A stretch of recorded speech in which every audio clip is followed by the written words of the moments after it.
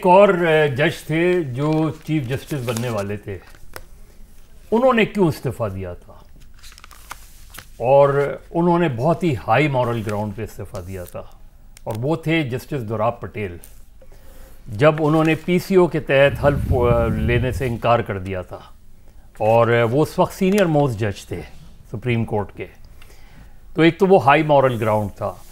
اس وقت سچویشن مجھے ایسی لگ رہی ہے جیسے ایک طرح کی جوڈیشل ایمرجنسی ہے، اور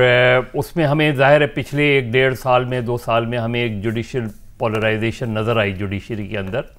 اور اب اس کے اثرات ہمیں جو ہے وہ ظاہر ہونے شروع ہو گئے ہیں۔ بہت سے ججز جو متنازع رہے ہیں، اور اگر آپ کو یاد ہو کہ جب جسٹس قاضی فائز عیسیٰ سینئر موسٹ جج تھے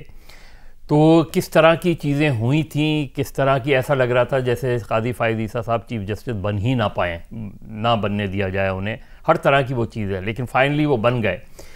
اس کے بعد انہوں نے کیا ہے؟ انہوں نے جس طرح کی کیسز کو کھولنا شروع کیا ہے، ان میں آپ چاہے فیض آباد دھرنا لے لیں، جنرل مشرف والا کیس لے لیں، ذوالفقار علی بھٹو والا کیس لے لیں، اور نہ جانے کون کون سے کیسز ابھی کھلنے جا رہے ہیں۔ تو مجھے یہ لگتا ہے کہ اگر مظاہر نقوی صاحب کے اوپر جو دباؤ تھا وہ تو سمجھ میں آ رہا تھا، اور آج جو سپریم جوڈیشل کونسل کا کل دوبارہ اجلاس بلایا گیا، اور جس سے جسٹس اعجاز الحسن نے معذرت کر لی کہ میں نہیں آؤں گا، اور انہوں نے اپنا ایک dissenting note, something is wrong somewhere, کچھ نہ کچھ چیزیں ایسی نظر آ رہی ہیں، کیونکہ ایسے ہی کوئی جج جو ہے وہ اچانک اس طریقے سے 2 طریقے ہوتے ہیں نا، ایک تو یہ کہ آپ کے اندر کا گلٹ آپ کو مجبور کر دیتا ہے کہ اگر آپ نے وہ نہیں کیا تو بہت کچھ ہو جائے گا۔ آج جو قاضی فائز عیسیٰ صاحب کے ریمارکس یا کل جو سامنے آئے تھے، اور اگر یاد ہو تو میں نے آپ سے یہ کہا تھا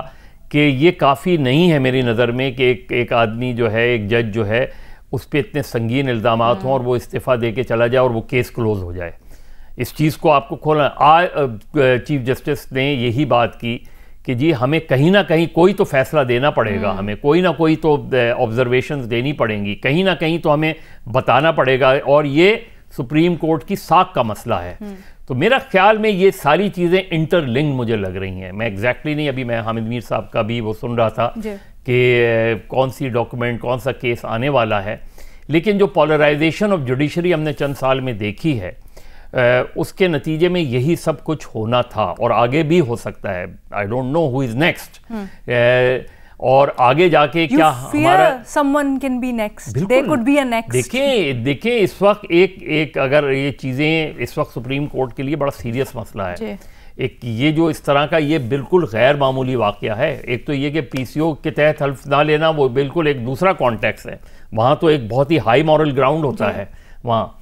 یہاں یا تو یہ کہ جسٹس اعجاز الحسن ایک لمبی چارج شیٹ دیتے اور اس کے بعد استعفے دے کے چلے جاتے، تو یہاں تو وہ خاموشی سے استعفیٰ دے کے چلے گئے۔ دیکھنا ہے آگے چند دنوں میں کیا وہ کسی قسم کا اس طرح کی پوزیشن لیتے ہیں، نہیں لیتے۔ یہ ہائر مورل گراؤنڈ کا معاملہ نہیں ہے، there's something fishy جس کو کور اپ کرنے